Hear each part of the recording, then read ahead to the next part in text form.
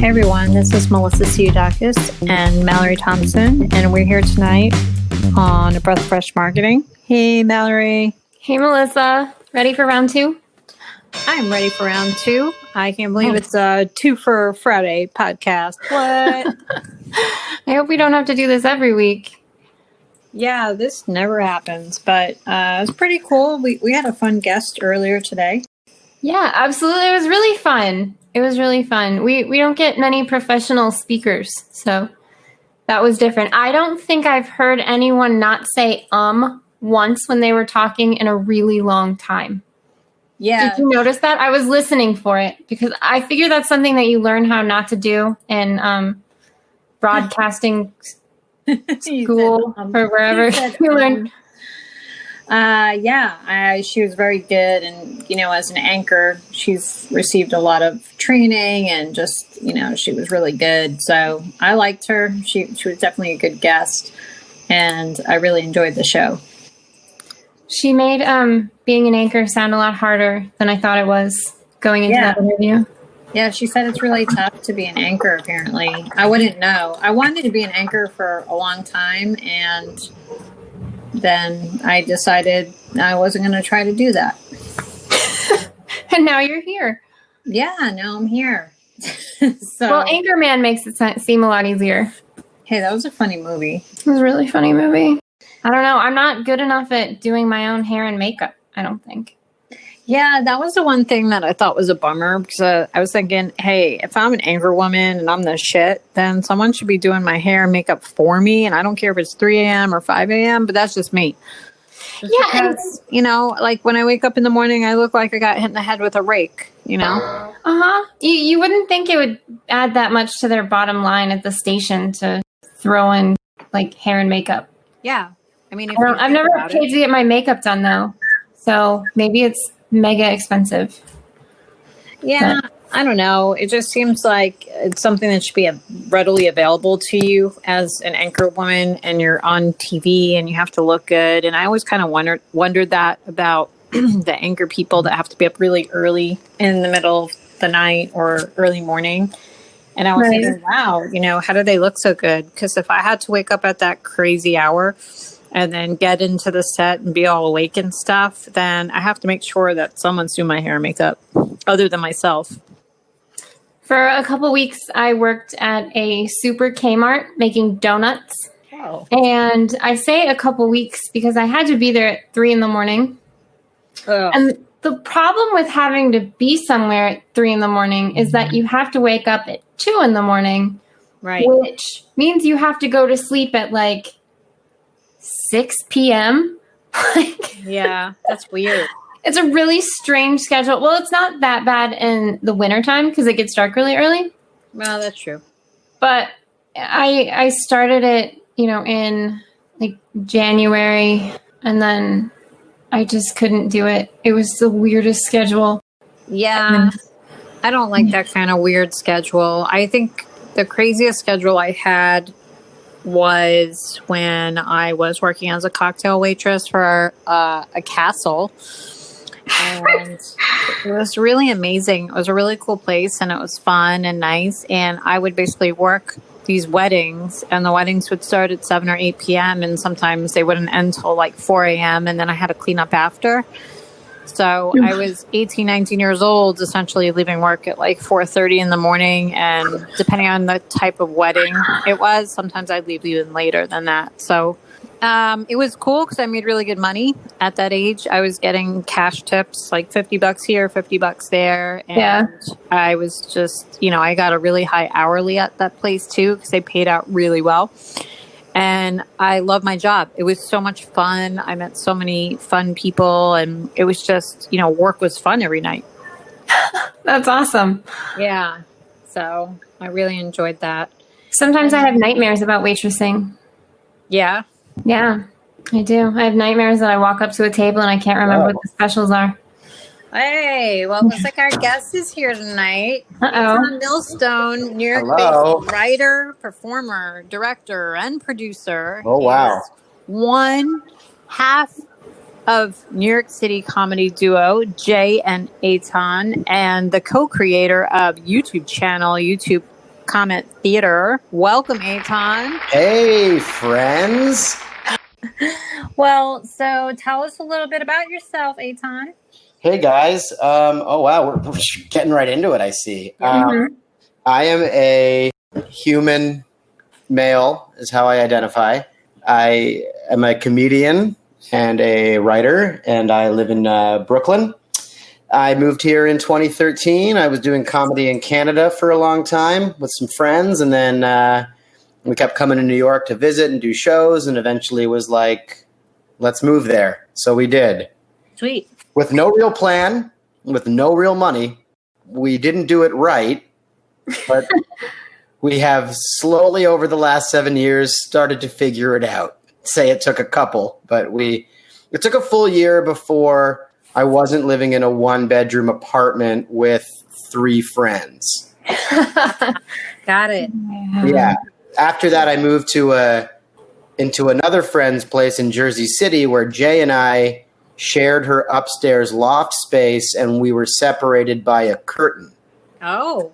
So big moves. And then a year and 9 months into living in New York, we finally were able to scrounge enough cash together monthly to get a 3-bedroom apartment with a friend of mine that also had just moved here from Canada.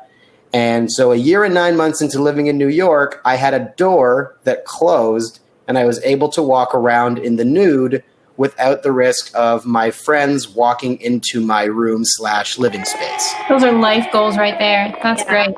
So, for all the kids out there listening, that's what the dream is right now. Make plans and save money. Yeah, for sure. Yeah, plans are not overrated. So how did you get into professional comedy? Were you just funny? Yeah, I mean, I went to a theater school growing up. Like, I was in a theater high school, and I was always I always liked making people laugh, but I always more thought I would act because I just loved acting. And after high school, I didn't really want to go to college just because or at least I didn't want to go right away. I just think there's like such a weird institution in place where you finish high school and then you go to college right away. And I felt like, since before I could form a rational thought and hit any kind of puberty and was a real person at all, I was in school. And then all of a sudden I was going to start like paying for school. And I was like, this is all crazy. Like, I should take some time off. So I worked at Subway and became a sandwich artist for a year and a half. I didn't after high school. And then my dad was like, I raised you pretty well, and you're going to go to college of some kind. And you're just going to fucking do it. Sorry, I don't know if I can swear on this podcast. You can totally swear. Yeah. Okay. Fuck yeah. So he was like, you're going to go to college. And I was like, okay. So I applied for a few theater programs. I actually almost got into a national theater school in Canada, which accepts 12 people a year. Really? And, yeah. And so I auditioned for national theater school. And then I also just had a friend. There's a school in just outside of Toronto called Humber College. And they have a comedy writing and performance program. It's actually the only post-secondary English-speaking comedy program in the world because it's insane. Why would anybody think that they could go study that? So I applied for that, and I, in the interim, had gotten a call back from National Theater School, so I was shortlisted, and I had a call back coming up, but before my callback, I had my audition for Humber College comedy program, and I got accepted a couple of weeks later. And so then I was like, do I want to go to Montreal and do school for 6 days a week, 8 a.m. to 6 p.m. every day, intensive, crazy theater program, or comedy school in pretty much the city that I grew up in. And, so I was like, yeah, I'll do comedy school.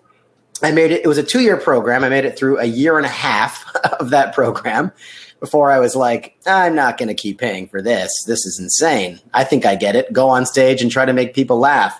So I dropped out with a semester left, and pretty much since then, just started producing my own shows and putting on my own shows. And I had a sketch group organically form, and we did a monthly show in Toronto for about 6.5, 7 years, a big sold out 150 person monthly crazy sketch show not like a Saturday Night Live sketch show, like a dirty, loud, insane sketch show with some of my best friends that I met in that program. The program was great for meeting people. I just felt like I wasn't really getting anything from it, like learning wise. So and then I, kind of just like, I guess this is like what I do now, and obviously love it. If I didn't love it, I wouldn't have continued doing it. But so I kind of like thought I was going to act and then fell into comedy. Nice. So have you always been the class clown, or is comedy something you grew into? I think that like I was never a class clown in the sense that I was never like getting in trouble.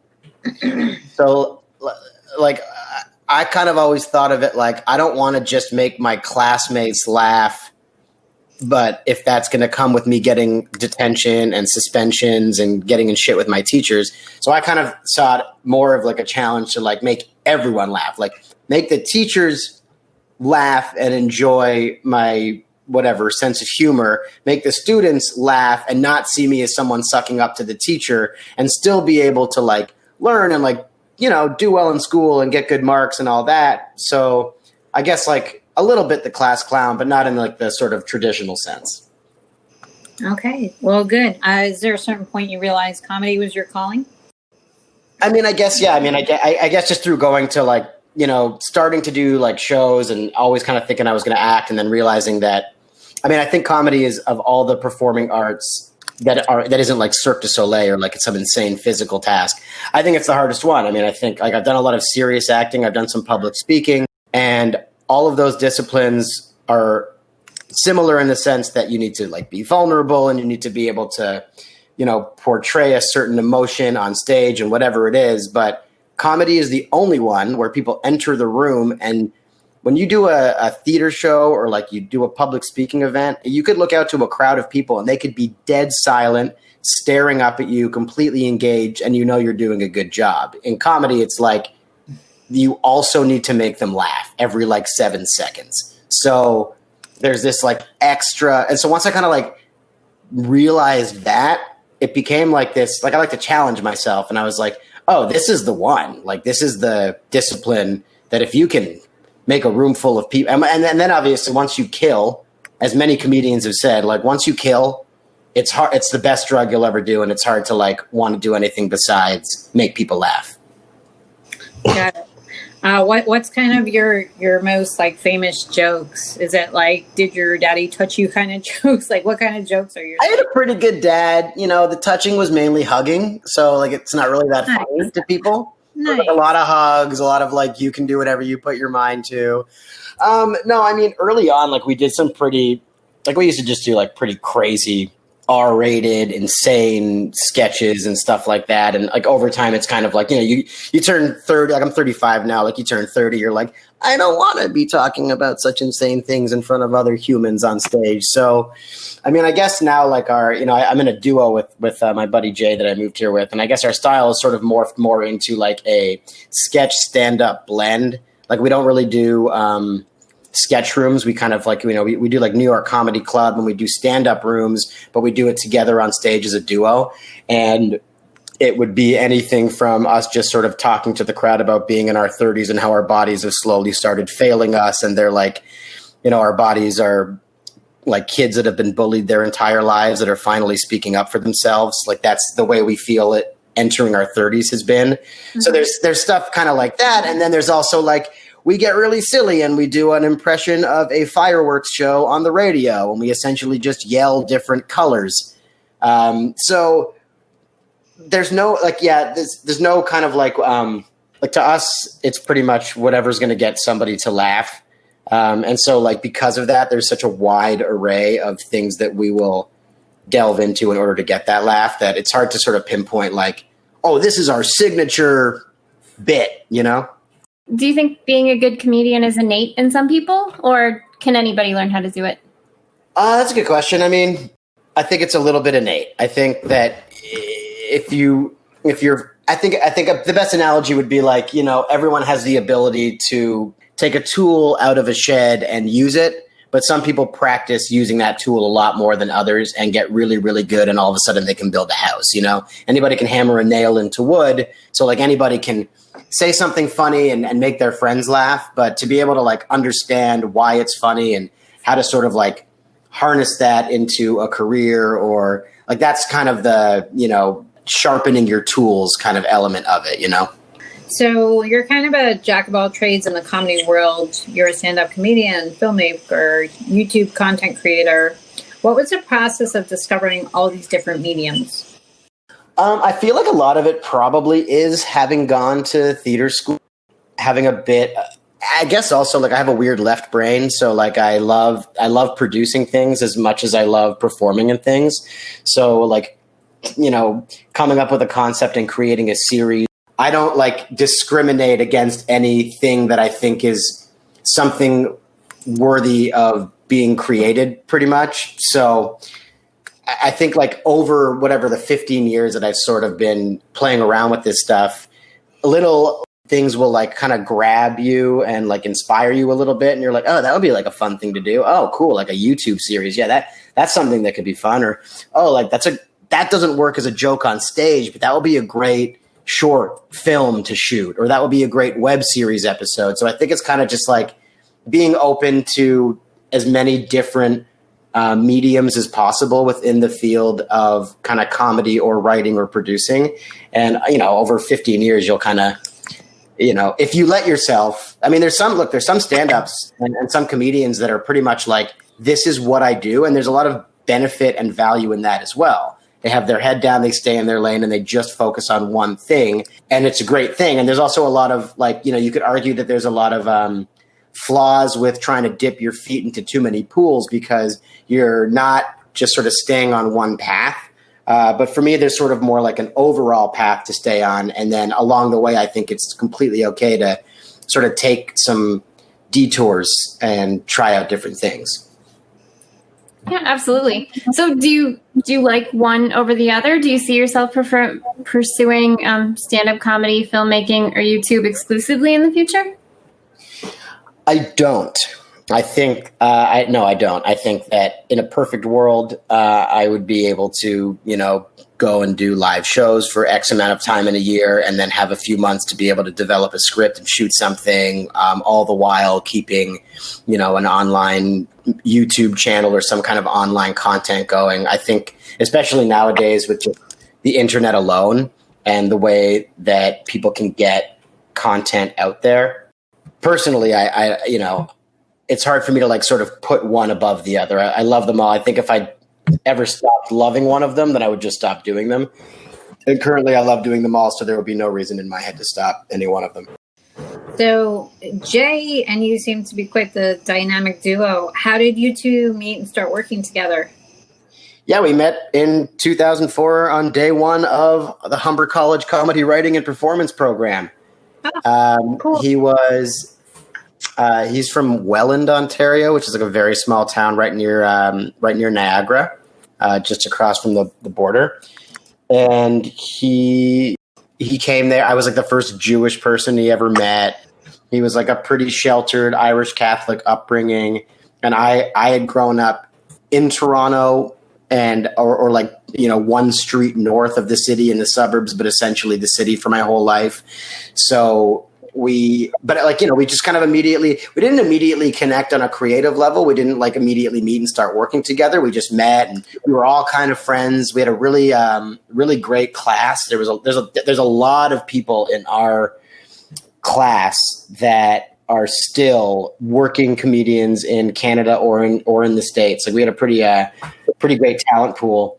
And yeah, we just sort of like became friends. And then when I left the program and started producing my own shows, he was doing stand-up. He's hilarious, funniest guy I've ever met, but a great stand-up comedian as well. And he was on our first show just doing like a stand-up set, but he watched all these sketches that me and some friends were putting on during that show. And he was like, I want to do sketches with you guys. Like I love the band mentality of working in a group to create comedy as opposed to the sort of like Lone Ranger solo mentality of just doing stand-up. So, and we were like, yeah, please, like, you're so funny. Come write sketches with us. And then that kind of, ever since pretty much 2006, we've been writing comedy together within a larger group. But then maybe about 3 or 4 years into being in that big group together, him and I realized like we're really on the same wavelength, and we have a really, like, a lot of the sketches that we would do in our big group would be sketches that me and him just wrote, and we would do 2-person scenes all the time. And so we kind of realized we had like a chemistry above and beyond the chemistry of the group sometimes, and became, you know, just great friends, and also great writing partners and performing partners. And so when me and a few of the people from the group decided to move to New York, we were like basically best friends at that point. And he was like, yeah, man, I'm in. So we've been here together since then. Awesome. So are there any limitations to being in a duo as opposed to doing stand-up by yourself? Sure. I mean, there's very mathematical limitations in the sense that some clubs say, look, you get X amount of dollars to headline our show. That's what we pay people. So now we need to split it. You know, there's double the cost if we need to get put up in a hotel. I mean, there's all those kind of like logistical limitations, but to us, it's like we understand what path we have chosen, so we accept all of those. It's like running any business. When you have a business partner, there's pros and cons. You know, the cons obviously are sure, like we butt heads sometimes, and we need to hash things out not often, but we need to hash things out once in a while and make sure that we get on the same page. But then obviously the pros heavily outweigh the cons to us, because there's a second person to bounce an idea off of. There's another person holding you accountable and sort of keeping you on track to make sure that we're doing things right. So there's pros and cons. I generally equate it to like if you were to run your own Etsy shop or run an Etsy shop with a friend, you're probably going to come into some issues, you know? Yeah, sure. So what are you drinking tonight? I'm currently having some water and an old fashioned. Oh, okay. Yeah, please. All right. I was going to say I just water. picked up the old fashioned, and the coaster got stuck to the bottom and fell on my desk. That was the sound that you heard. Oh no! I heard that. Yeah. All right. It's okay. It's a light coaster. Good. It's particle board coaster, and it fell on my particle board desk. Oh, fantastic! As long as it didn't fall through the very expensive iMac that I'm sitting in front of, we're good. Everything's fine. Wasn't there a song that was like Particle Man? There was. Doing everything a particle can. They might be giants. Yes. Yeah. Things used to be made of wood. They did. Yeah. I mean, it's crazy. I mean, you know, don't get me wrong. I love a good piece of particle board. You know, No, it's cheap. particle board is lighter, so if you move a lot, it's better. It's lighter. There's a lot of advantages, but like also like, wouldn't it be cool to have a really nice wooden headboard? Wood. We're talking 300 pounds. Yeah, go to Goodwill. Once you install this thing, it's not coming out. Don't move. You're building the house around the headboard. There you go. Yeah. Boom. That's some serious wood. Yeah, that's what I'm talking about, you know? Serious wood in your bedroom. I get it. So we recently interviewed the founders of Comedians on Call. They're a phone helpline that connects seniors with comedians and improv artists, giving them that's so lovely. gives them a chance to laugh through the isolation of the pandemic. We know how that's been going. So they told us a bit about how the pandemic has affected the livelihoods of stand-up comics, but we'd love to hear your take on it. It's affected it greatly. I mean, obviously, it's a weird thing because, you know, stand-up comedy clubs fall into a weird category, I think from like a business standpoint. Like they're registered as restaurants, a lot of them. Uh-huh.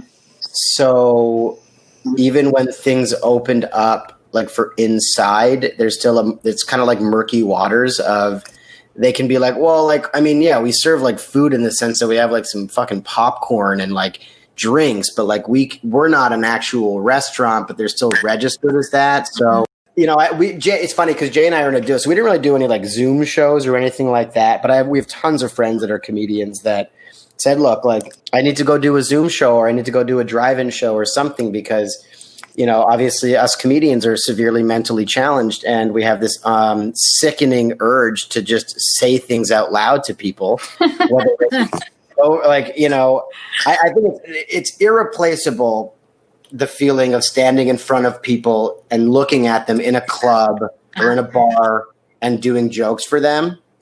But, I was talking to like one of my buddies, and he was telling me about a Zoom show, and he said, yeah, I mean, it's pretty much in real time. Like it's pretty much like, have you ever been on like a phone call with a friend and you say something and they start laughing? Like that's the feeling of it. So I'm getting the call and response, immediate gratification of doing it, but there's still nothing that'll ever replace, and now obviously they've moved. There's a lot of like outdoor shows in New York. There's a lot of penthouse, like kind of rooftop shows.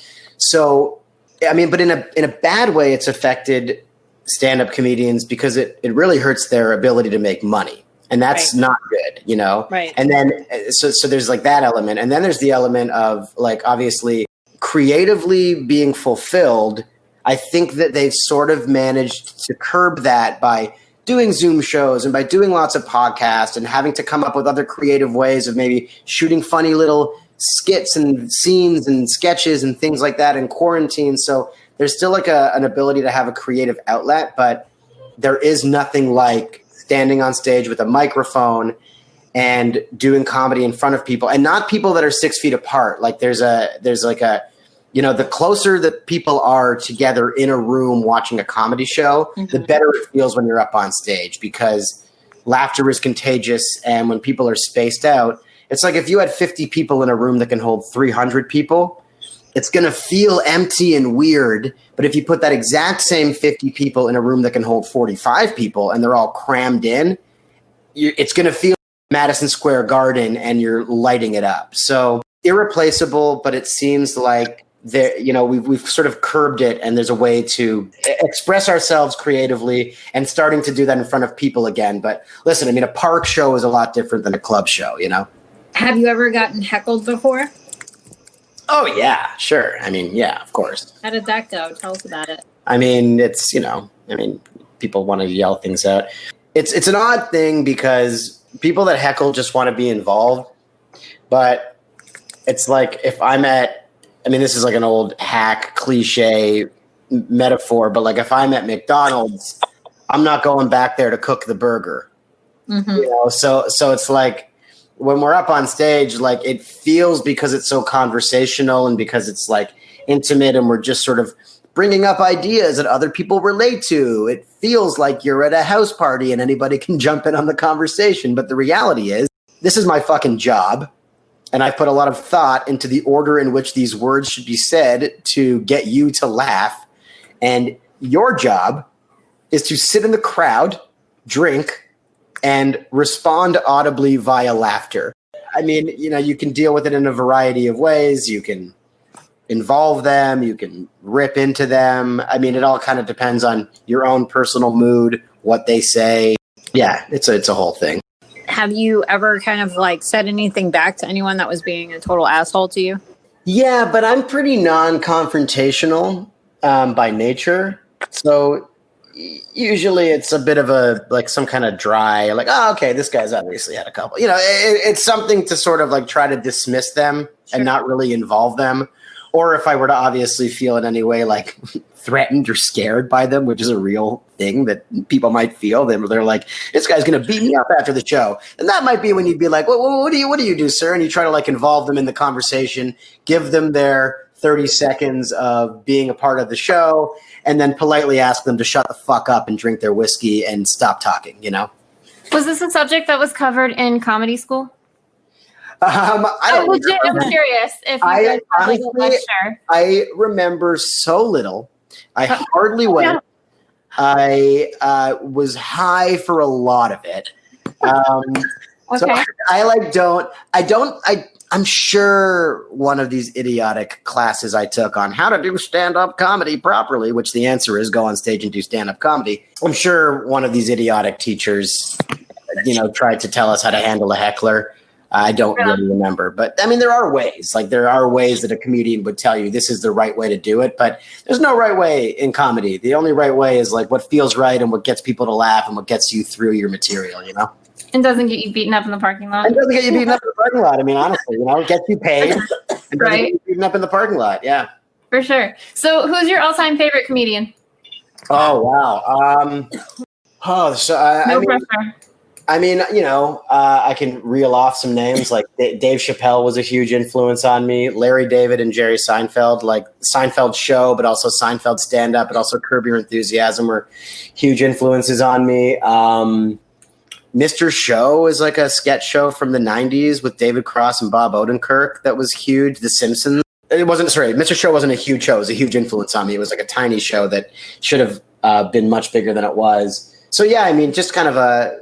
And then it's funny, like then you start getting into it and you start doing it. And then obviously like peers and friends of mine who I look up to a lot that nobody's ever heard of, like my buddy Garrett Jameson is, I think, one of the funniest people in the world, but like he's not a famous comedian, but he absolutely should be and might be one day. So, and then more recently, like, in the last like 10 years, like Bill Burr obviously has become like a huge comedian and super influential and really funny. And I mean, I've always been a Chris Rock fan. There's so many. There's a lot. Definitely. I saw Bill Burr last November, actually. Oh, did you go to MSG? I did. My husband. We were there together. Oh, really? Aww. See, we're not. And we didn't. We were sitting next to one. Oh my God, you were the motherfucker that wouldn't shut the fuck up. I can't. No, I'm just kidding. He probably was. Yeah. Probably drunk. She gets a little screamy when she's drunk. Yeah. Hey, listen, he loves it. No, you know what? My husband's a huge fan of Bill Burr.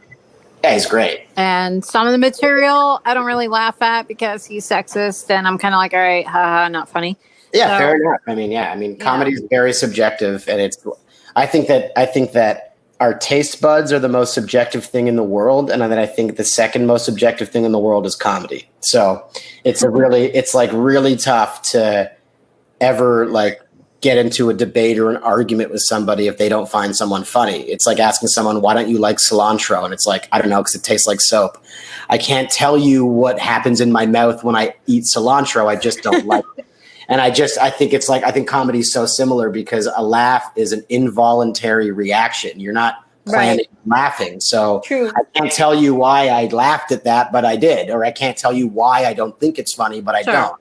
So yeah, it's based on so many things too. I remember taking a French class in high school and they were talking about you don't know, you're not going to be fluent in a language until you find their humor funny because it's so subjective. It depends on your knowledge of so many different things. I mean, they say that like a person's IQ or their level of intelligence is so heavily based on their ability to like sense irony and sarcasm. Right. Like, that's like the nuance of language and the nuance of like conversation and intelligence basically. So like it's the same with comedy. It's like once you can make a joke in French in their complete expression and get them to laugh, then you're not fully fluent in French. You can order a meal, but and have a conversation, but until you can get someone to crack up, you can't speak French. Right. J'ai besoin d'un hamburger. Yeah. Yeah. Maintenant. Yeah, I could go for a hamburger right now as well. Yes. Nice. So. Oh, that's right, Canada. Oui. Yeah. Oh, sorry, I forgot. Different kind of French, not quite as sexy, a little more. I remember I went to Montreal one time and I took pictures of all the stop signs because they all said "Arrête." Arrête-toi. Yep. Absolutely. No, it means stop in French. I know what it means. It means go away. I told you to stop. That's why I said arrête-toi. I took French for 7 years. Okay. Wow. I didn't. I took French for 2 years. You guys obviously have some issues to work out between the two. We do. Yeah, we totally fight all day. We can't fight all day. But anyway, so tell us about the first time that you got in front of a crowd.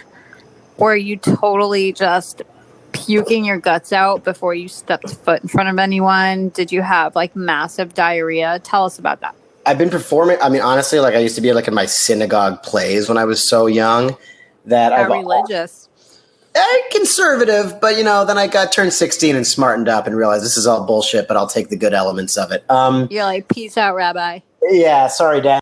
So I've never had. I mean, everyone gets stage fright and anxiety. Mm-hmm. I've never had brutal stage fright. Okay. It depends on the kind of. Sometimes it depends on what you're about to go and do. I spoke at a TEDx in 2016 or 2014, and I wasn't like really, I mean, I'd rehearsed the thing so much, like I felt confident, I felt good, but sometimes it's a question of like what the stakes are. So a recording like that's being filmed from a bunch of cameras and that's going to like potentially help further your career. Obviously you feel a little bit more pressure than doing a 10-minute spot on a Tuesday night at New York Comedy Club. So, I think part of it depends on what you're about to go and do. I've also just never fully freaked out. Okay.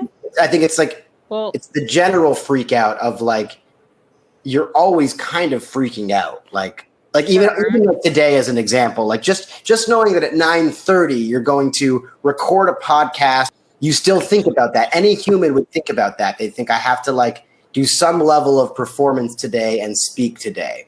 So, you add in, you're going to go stand in front of that group of scary looking people and make them laugh. And there's a booker in the back of the room that might book you for a bigger show if you do well. You start adding those layers to it and the pressure kind of builds a little bit. But I've always been pretty good at dealing with it. I pretty much just distract myself fully. So if there's I'm a big hockey fan. I'm Canadian. If there happens to be a hockey game on, I'll turn that game on and watch it on my phone. I will go talk with the other comedians backstage and pretend that I'm not even doing a set. I'll do anything that I can do to avoid having to think, what the fuck am I doing with my life? Why have I made all the choices that I made? I'm so fucking terrified right now. This is insane. I want to kill myself. I'll do anything that I can do to avoid those thoughts until right when I need to actually think about going on stage. And then I'll just go on stage. And once you get up there, it's fine. Everything's fine. It's okay. It's not the end of the world, but. Yeah, I always had this horrible stage fright. And whenever I had to do any type of public speaking, I would just dread it. And I'd feel the heat creeping up the back of my neck. My face would get really red. It would get so just cherry red. And I'd get up there. My stomach was making all these weird noises. And I felt like I was going to puke or shit. I couldn't tell. And then I would get up there and I would try to like speak and the words wouldn't come out. Oh, yeah, it's brutal. It's just awful. And I just remember I struggled with that for a really long time. And then as I got older, I started to take classes and I started to learn how to breathe and how to pause and how to, breathing is huge. Sometimes I'll just jump.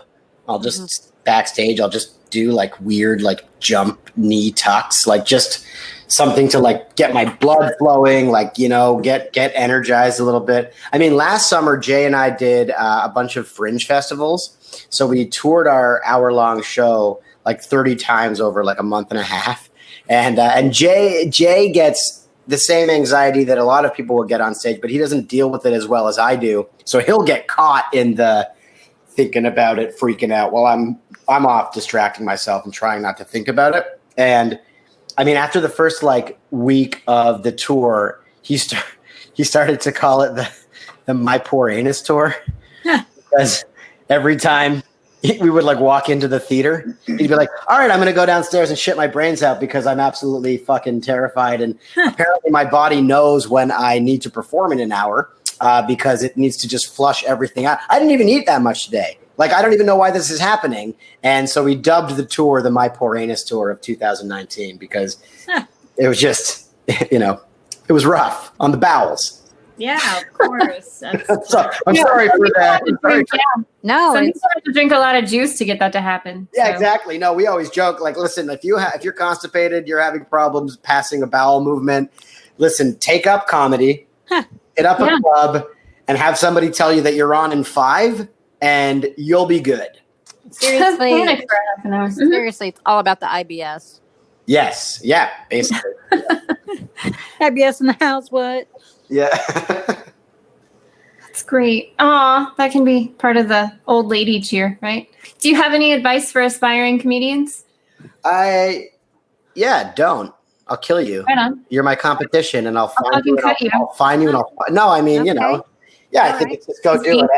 I think there's a pretty easy way. I mean, I think there's a pretty easy path to comedy, and it's especially now there's so many shows and stages, and look, there's a much bigger pool of people that are trying to be successful at it, so it's obviously like in a sense more difficult, but also in a sense a lot easier because there's a lot more access to it. So I think that less talk, more do. Go do a set. Go feel what it feels like. There's people that will say all the time, like, I think I could be like, I think I'm really funny. Like, all my friends laugh at this joke. And I said, if you think you're really funny and all your friends laugh at this joke, then you should take the best story that you've ever told to your friends, the one that always makes everybody that you know laugh their asses off, then get up on stage and see if that same story makes a group of complete strangers laugh. And then you will find out very quickly if you're funny or if your friends were just being nice to you because they know you. Aww. So is there a difference? Have you found, like, you can be funny on stage, but not funny in a conversation? Like, have most of the people that are funny on stage, are they also funny off stage? Have you found? I think it's a total mix. I mean, there's so many comedians that are genius, hilarious, funny people on stage, but they're also completely socially awkward. They feel very weird around people. I mean, I think there's a difference between those people talking to another comic or a regular person.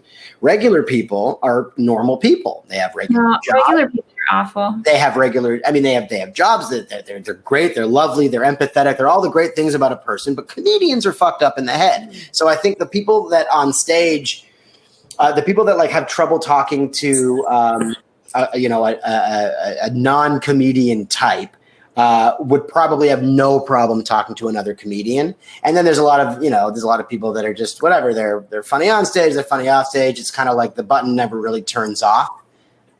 So it all kind of depends. So tell us something you don't want people to know about you. I mean, I don't want to tell everyone about this weird deformity I have. Okay. No, I mean, I don't know. That's a weird. I don't know how to answer that. I honestly don't. I'm generally pretty good at just sort of reeling off the cuff here, but. Dun, dun, dun, dun. I mean, I also feel like I'm pretty much an open book. So like, I have never shied away from sharing anything with anybody. So I feel like there isn't really anything that I don't want people to know about me. Because I don't really care. Like, you can unpack me fully, and I'm like, yeah, cool. That's what there is. You know, take it or leave it. Whatever. Well, do you have a favorite joke? We have a joke, but it's so like weird to explain. We have a joke where it's an old sketch that we used to do. We brought it back recently, wondering if it would still work, and it turns out it works so well that it's now the joke that we close our long shows with. But it's I have a CD, like an old CD, and I'm like, hey man, check out this new Gnarls Barkley CD that I just bought. And then Jay would be like, buddy, it's 2006. What are you still using CDs for, dude? Like MP3s, bro. Wave of the future. There are like 60 songs on this thing, man. I'm like, dude. CDs are the way that music was meant to be heard. And then I put this CD, the fake CD, into the fake CD player and hit fake play. And then the CD starts playing, but it's got horrible skips in it. But I think that's the song. So I'm lip syncing along to Gnarls Barkley Crazy with a bunch of insane skips in perfect unison. And it generally gets a pretty good response. So that's definitely one of the favorite ones. Nice. So what is your take on female comedians? Be careful how you answer this, by the way. But I want your honest opinion. I mean, I don't really have a take. I think funny is funny, whatever is swinging between your legs, you know, however you identify. I don't care. I think some of the greatest comedians that I know are females. I mean, Sarah Silverman was like a huge influence on me growing up. Fuck yeah. Like, be funny. If you're not funny and you're a male, I think stop doing comedy. If you're not funny and you're a female, I think stop doing comedy. And I think if you're funny and you're a male or a female or you're non-binary or you're however you identify, I think, yeah, man, keep doing comedy. It's good for comedy. So what are your social media handles you'd like to share? Follow us on Instagram at Jay and Eytan. I'm sure it'll be in the description of your podcast somewhere, but it's JAY and EYTAN. Spelled exactly the same way as the description that you're currently looking at in the description of the podcast.